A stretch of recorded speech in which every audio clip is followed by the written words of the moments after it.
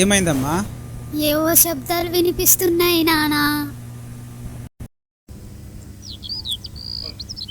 ఇలా చూడమ్మా, మనం ప్రతి సంవత్సరం కుల పండగ జరుపుకుంటాం కదా. అలాగే మన తాత ముత్తాతలు కూడా కొమ్ము బూరలు, డోలు శబ్దాలు, రేలపాటలతో జనమంతా కలిసి ఇప్పటికీ సంబరాలు చేసుకుంటాం. ఆ శబ్దాలే నీకు వినిపిస్తున్నాయి. ప్రతి ఊర్లో గడప గడపకి మన కులదైవం ముత్యాలమ్మ తల్లికి నీలాంటి మునిమనవరాలు ఉంటారు.